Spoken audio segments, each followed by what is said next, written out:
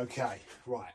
I'm not entirely sure where to begin with this story, so I'll just begin. I'm Jeweller Barry Roberts, and welcome to... Now that's the thing, welcome to what could become Links London. And I say what could become because there's Plan A and Plan B for Links London. Now, Plan B can start right away and will definitely work. Plan A may never get off the ground. So now this might look like a garage in South East London, quite an untidy garage in South East London from the outside. On the inside, however, this is or will become Links London Global Headquarters. Now, I only moved in here a couple of well, when I say moved in, I moved to my jewellery workshop, one of my jewellery workshops in here a couple of months ago. So, yeah, if Links London actually gets off the ground, I'll probably wish I'd tidied up a bit. But I have, believe it or not, I have tidied up a bit. Until a couple of months ago, this was one of my dad's, effectively this wasn't a garage, it was my dad's tool shed. There is still a lawnmower behind you and garden tools dotted about everywhere, which we're going to tidy those up and put them somewhere else. Let's get a coffee on the go. So yeah, we're in a garage in South East London, and I'm just starting Links London, and by just starting, we're going to go around the houses of this, but let's go back to the beginning. Links of London was started in late 80s. Now they say 1990, but I've looked. Took a bit more of an interest in it recently. I've looked. It was actually became a thing in 1989. When they started production, I'm not sure, but the business that we now know or knew as Links of London was started in '89 by a couple, Anushka and John. I'm not going to butcher her surname, her maiden name, who later went on to found eponymous jewellery brand. I think that's the word. It's not a word you use often, eponymous. I think that's how you pronounce it. Anushka.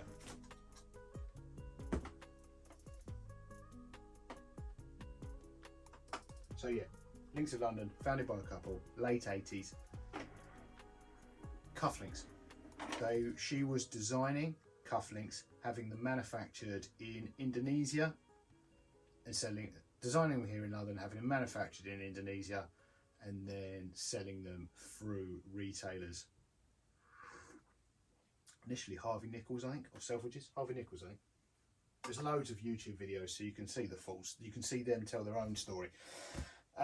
So yeah, initially cufflinks, they then evolve into corporate gifts, ultimately jewellery, very successful. Now I started as a jeweller in the late 90s, and by then they'd been going years, and they were becoming a big deal on the British High Street at that point, and they caught the tail end of high street retail, and I guess the transition to online shopping. But it was a long transition. I mean, when I didn't start online, my own brand online, until 2007, and everyone was convinced that it was not, that people still walk around going, have you tried the internet? And that was, I started about a month before the first iPhone came out, so it took a lot like people that didn't grow up during that period, that just sort of, that have only known the internet, you can look back and see when eBay was founded and Amazon, and it's easy to presume that they were fully functional as we know them then, but they really weren't. It took a long time to transition. It's still, the high street's still going now. So, but yeah, Links of London. So they were becoming a big jewellery brand, and I could go into quite a lot of detail because about that, which I'll do in another video, but let's just do a quick overview now of the way the jewelry. I can go into more detail of how the jewellery trade worked here in the UK at that period, because I was quite involved in it, and more so than I am today as a whole. And they sold in the mid-noughties for close to 50 million to a Greek business jewellery manufacturer and retailer called Folly Folly, and things seemed to motor on until 2019, when I think it came as a shock. This is the funny thing with the brand. I think it came as a shock to customers that it went into liquidation, because from the outside where I was, I had no inside dealings with them. They were, when I was wholesaling, a customer many years ago of ours. So yeah, they sell for 50 million. Great payday, congratulations to them. And that was about a year before I started my own brand. So it was kind of, they were kind of inspirational. At 15 years work, that's a good payday. 59 or 50 million for that couple. And started another brand, and still going today. The Greeks seemed to motor on, didn't really follow it by what was going on, but they had celebrities walking around in Links of London South sponsoring Wimbledon. Again, it was a big high street brand, jewellery brand. I think they had a decent online turnover. Even the Royals, I think, were wearing stuff. The British ones. So, but that at the time, that was, I think, their thing, wearing high street. I think that they don't do things by mistake. That was probably contrived. But maybe they just like shopping on the high street. But yeah, the Greeks took over. Then it collapses into administration. I've read more about it recently, and again, you can look this up online. I'm no expert in it, and I don't have any behind the scenes knowledge of it, but yeah, they tried to restructure it, and in hindsight, the reason they probably tried to restructure it is more recently. Well, did I say at the time of me filming this, I don't know when this video, if this video will see the light of day or when it will, because some of the stuff I'm going to talk about is time sensitive, but it collapsed in 2019. It's currently end of summer, beginning of autumn 2024. And the family that were running the parent company have just been convicted of financial frauds, I think. And you'll have to look it up for the full details, because I've just read the headlines from Greek newspapers. And I think the father's been given a 17-year prison sentence, which you've got to push the boat out in financial crimes to get that kind of time.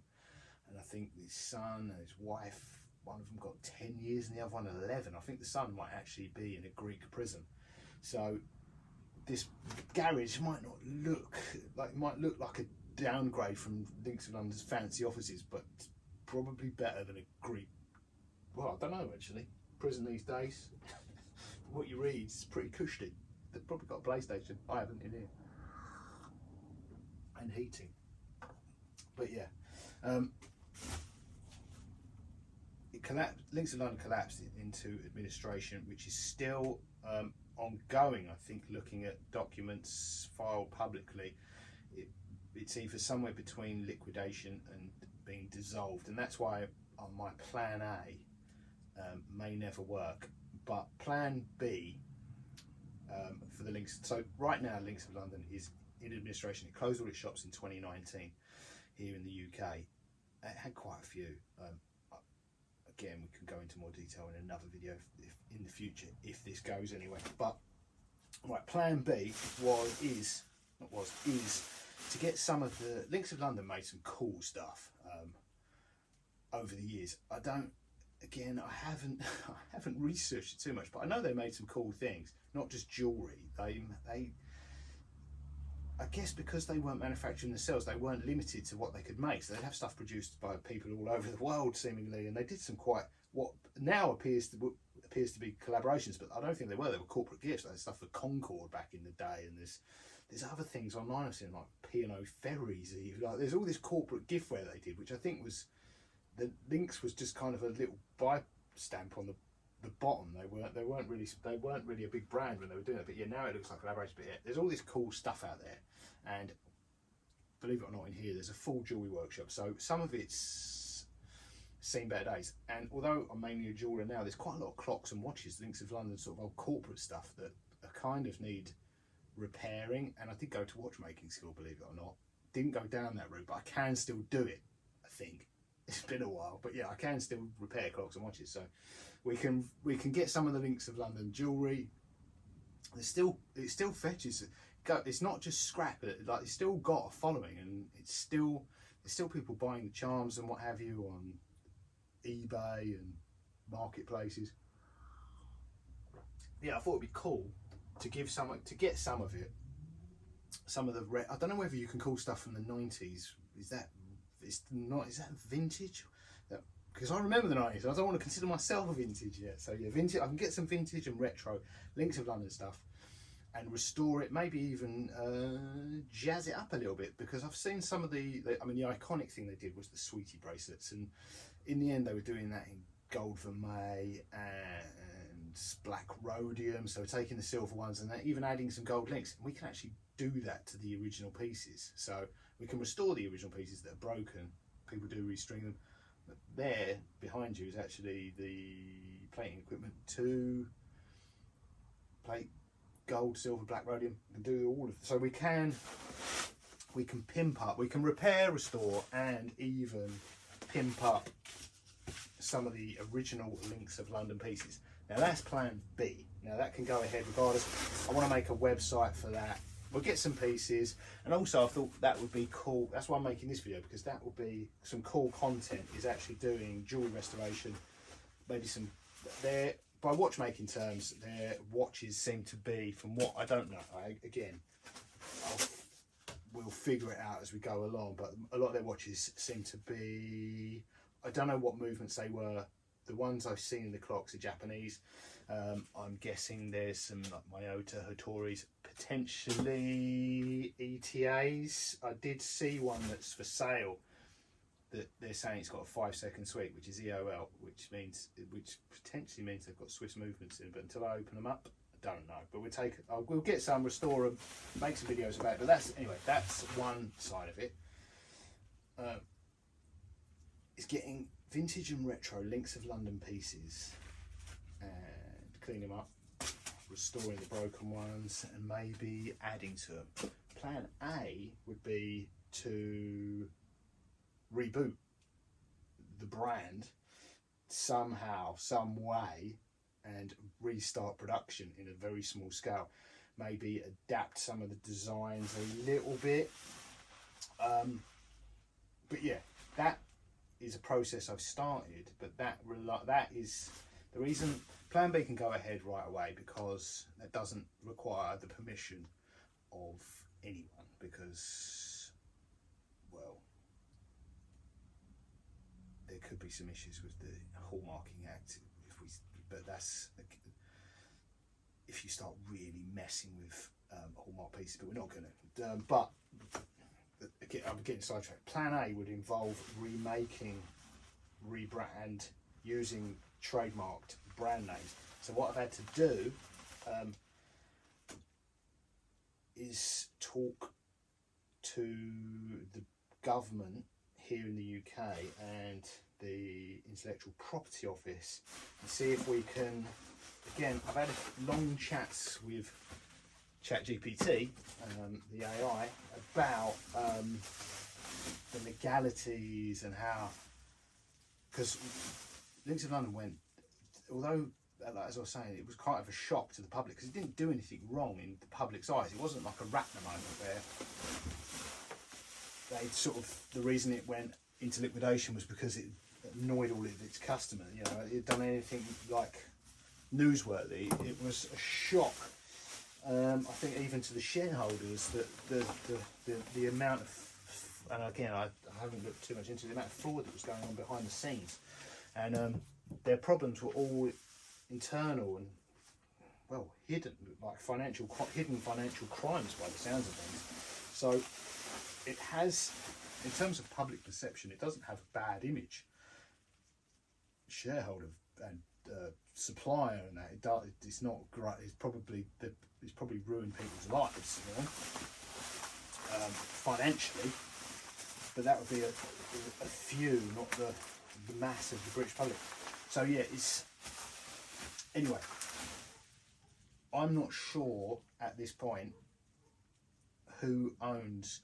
I looked at buying the domain name, and that's another story. But in terms of the intellectual property, it's unclear right now what stage. They couldn't sell it, so they tried to stay the original owners tried to restructure it, failed. It then went into liquidation. They tried to sell it, and there were people looking at it, but I think the mess it was in and the serious allegations they were at the time of financial misconduct and, well, what ultimately became financial crimes and convictions. So they couldn't sell it. They haven't sold it, and just the nature of the business, it wasn't like all under one roof where they were designing and manufacturing. Right now there isn't really anything to buy because the shops, once they shut the shops, there was no income. It was just the expense of the head office, and with nowhere to sell the stuff. They weren't. The stuff was being produced. You know, the chain may have been coming from Italy. The boxes were coming from China. The castings of the charms probably Indonesia somewhere.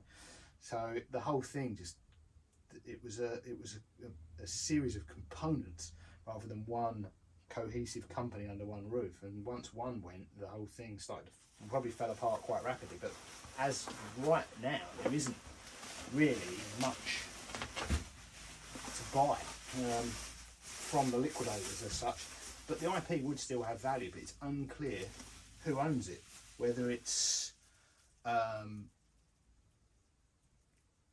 because I don't understand, because I'm not, you know, an expert in liquidation or UK law, whether it's the original owners still own it because it's been liquidated, it hasn't quite been dissolved yet, whether the liquidators own it, whether the original owners own it, whether the creditors own it or the Crown owns it. But the government, you know, again, the intellectual property office of the government can figure that out, and, you know, that's what they do. So yeah, they haven't opposed it, but they haven't opposed what we wanted, like us using the trademarks. The government, the intellectual property office haven't opposed us obtaining them, but they've got to contact multiple companies and people, and it's going to take months for us to figure out whether we can use and obtain the IP for Lynx London and ultimately use that to sell Lynx of London stuff, and then also how we navigate differentiating the way the AI, I think, has suggested is that Lynx London would be a successor to, not a continuation of, the IP of Lynx of London, and that would be made clear to the consumer for one, so that it's clear what happened, but then more importantly it's made clear to the people that Lynx of London, I mean, it's owed tens of millions of pounds to, and ultimately why it disappeared from the high street. So yeah, there's a lot for plan B. We can go ahead, get some original pieces, restore. And plan A is a lot of it's a funny thing because, like I say, there are certain. I watched some stuff online about the British motorcycle brand Norton, and they had a different problem, and that is the brand was rebooted, so it went out of business. I don't know when that went out of business, but yeah, I used to ride motorbikes. I haven't got one at the minute, but yeah, they always look cool. And I looked at the reboot, the bikes looked phenomenal, but there was problems. So I think the original business went out.